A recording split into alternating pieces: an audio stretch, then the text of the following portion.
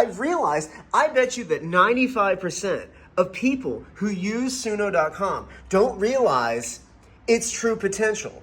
What I want you to do is go to ChatGPT and ask it to write a huge run-on sentence that rhymes continuously, that about any subject you want, but make sure that you tell it, I want every sentence or every part of this massive run-on sentence to rhyme continuously, and I want you to do the best you can to not repeat any of the words, which is another like prompt that you should put in before you come up with your song concept, okay? But what you don't realize is the fact that when you ask ChatGPT to write you an epic 4 to 5 minute rap song, you can suddenly just copy paste all of that into Suno, which is something that you can't really do in Suno because Suno doesn't really know how to create like epic run-on sentences of songs, okay? But once you do this, you input that into Suno and all of a sudden you get to choose whatever kind of genre you want. It almost sounds like this is like a biblical angel that came down from heaven to try to help me out with the whole not being a rap god, not being a godlike musical genius on the level of Eminem.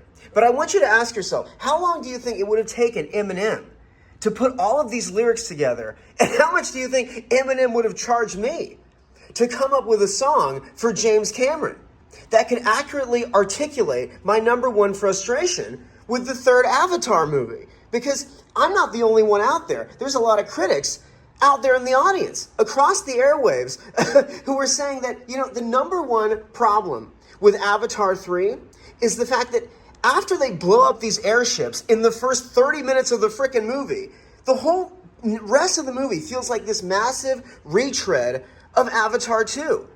And I'm like, wow, I wasn't the only one feeling that, And the insane truth about James Cameron, you should have paid me $10 million to be his creative consultant for that movie. Because I bet you that Avatar 3 would have made at least $200 million more if you had just set the entire frickin' movie on those massive floating jellyfish airships. And think about it. You could have blown up at least 20 more of those airships across the length of that entire film if you really wanted to. And that would have made me go back to see that movie over and over again. I only saw the third Avatar movie once in theaters. I saw the second Avatar movie at least 3 times because it felt new and original.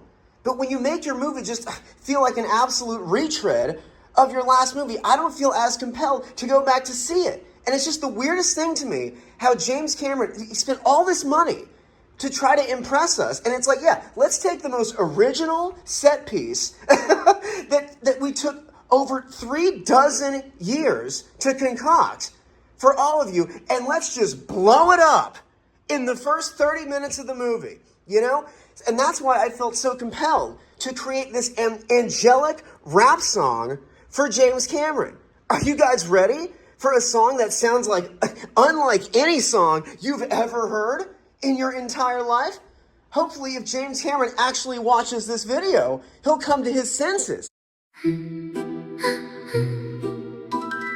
Oh, she don't just want a sequel. She demands a sky-splitting spectacle, a thunderous technical miracle where those levitating orbs don't just linger like background decor, but detonate pop with a symphonic shock that turns the stratosphere into a chromatic carnival, a visual interval so electrical it makes every prior scene feel polite and almost apologetical. Because how many times can you recycle a tide before the ride turns predictable and the mystical becomes mechanical? How many lagoons can you parade before the cascade of blue starts feeling identical and every wave loses its dramatical? Don't you see she's crying for a radical shift, a lift into the skyline where the storyline gets refined into something undeniably dynamic, where the orbs don't just float like passive prophecies but erupt pop pop in a blast of luminous lunacy, like celestial fireworks defying gravity, with a kind of operatic audacity that shakes the Odeons out of their aquatic complacency. She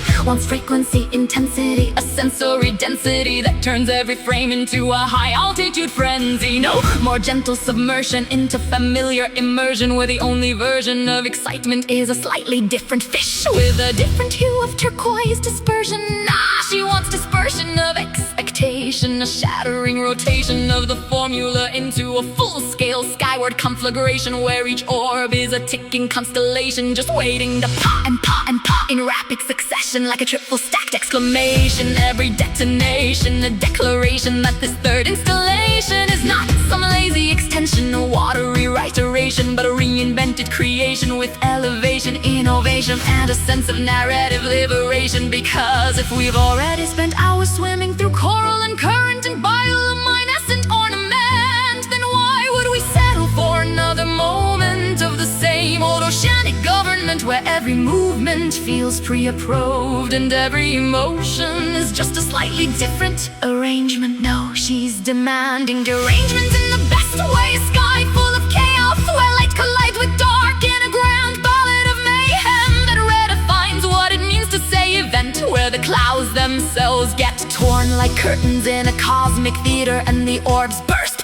in a cascade of color that feels like the universe finally decided to participate in its own entertainment. And she's laughing louder now, because each explosion is a promise kept, a debt we're paid to every viewer who secretly felt that maybe, just maybe, we'd already seen enough of the same watery setting, that maybe the third chapter should stop pretending and start ascending into something transcending, where the sky isn't just a backdrop, but the main event, a roaring firmament, where every flash is a statement and every shockwave is a sentiment declaring this isn't a retreat, this is a reinvention. Pop and again, pop and again, pop, until the memory of every calm little shoreline sea gets completely overridden by skybound symphony, so wildly addictive it turns the film into an endlessly rewatchable explosive combustion.